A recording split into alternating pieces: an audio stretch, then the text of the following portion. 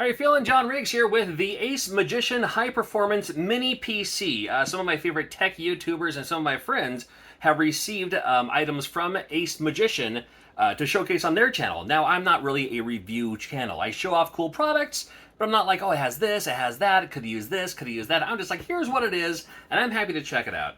And even when they reached out to me saying like, hey, would you like to check it out? I was like, I can't do reviews, but I'm happy to look at it if it's quick and easy and plug and playable, and if it means I can maybe edit videos on here, or Steam, for instance, because like the laptop I use is not great for Steam.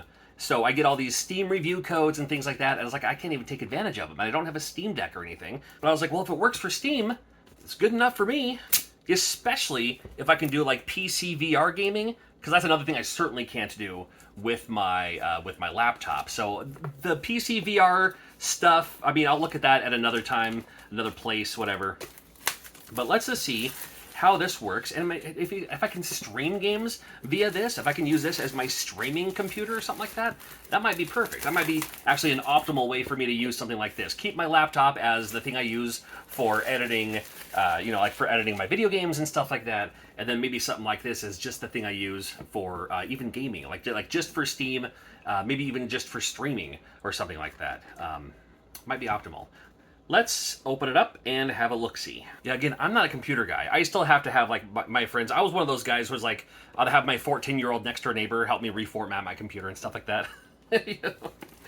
Believe it or not, I'm not I know I can build video games, but, you know, I never got into computer stuff. And this is the computer, and this feels really light. I mean, today's technology is absolutely amazing. Look at this thing. I mean, it looks, I mean, my modem's bigger than this. This is crazy. Love the texture.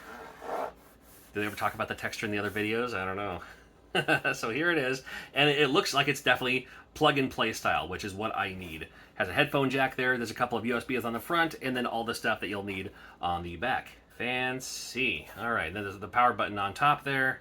All the cords you'll need here. Here's the power cord. Big old plug style, love it. Okay. I always feel like Dr. Emmett Brown whenever I plug in something like that. So it looks like it just includes a power cord, and then this must be the HDMI to HDMI. So it's just an HDMI thing. Cool. I'll plug it right into my. I have a portable monitor over here. I'm gonna plop this right in here. So used to those computers that are like, you know, computer in a box, comes with a mouse and a keyboard and all that. I'm so glad I actually have this keyboard laying around, because the only keyboard I have is attached to my laptop. I'm sure there's a way I could plug it in and use that all the same.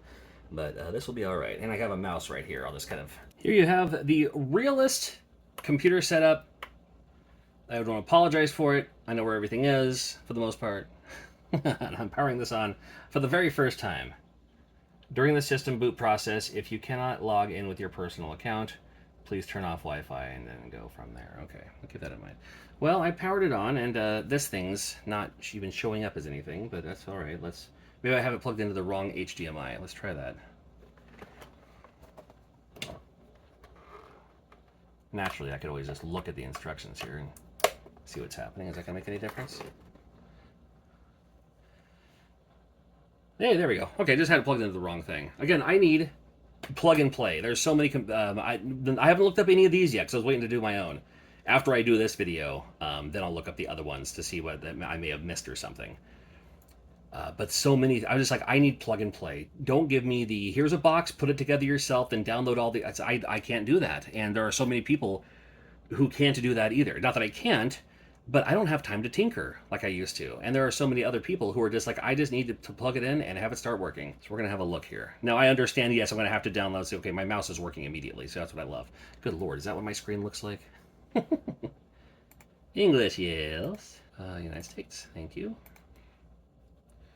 Well, I'll just cut through this really quick. All right, well, it didn't take very long to install and all that. You popped it in and it ran through a couple things like your name, your Wi-Fi.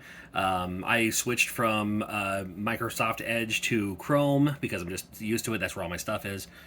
And then downloaded Steam. So here I am on Steam now, and I don't have a lot of stuff on Steam because, again, I haven't used it a whole lot. Oh, Texas Chainsaw, looking forward to playing that. But what do I have in my Steam account? And let's see how it plays. The amount of games I have in my library is laughable. You know, like, my kids wanted to play Poppy's Playtime. I was like, well, we could try, a couple things from, like, back when I had those Those like indie loot crates or whatever. Oh, here's all my games. Yeah, look how many games I have. 15, and probably over 100 Steam codes in my inbox right now. Sure, I guess we can install this. Yeah, why not? Let's see how we do here. I mean, the trend is already over, but I did play it for a little bit anyway. Well, here it is. It's playing, and as far as I know, is that how that works? Yeah, new game. Fine, fine, fine. Now, this is already running better than my laptop did, because my laptop ran it okay-ish to the, like, best it could do degree, where I was like, it's good enough. It's good enough. All right, so we have... Oh, what's going on here? So here's Poppy's playtime. Skip to pause. So I'm able to swing around and everything. And I don't know how to set settings for smoothability or for, resources or anything like that. But one thing I am really happy about, because I'm not going to be using Steam to play games like this anyway. I'm using it to play like 8-bit inspired games and stuff like that too. So that's really what I'm going to use it for. Is for like these Nintendo looking games, Genesis looking games, something like this. Even bigger games like Texas Chainsaw Massacre that just came out. I'm playing that on my PlayStation 5. But for this, there's so many great indie Steam games I'm looking forward to, and more than that, I'll show you over here on my other computer. You can't really see my face. Well, you can see it up there.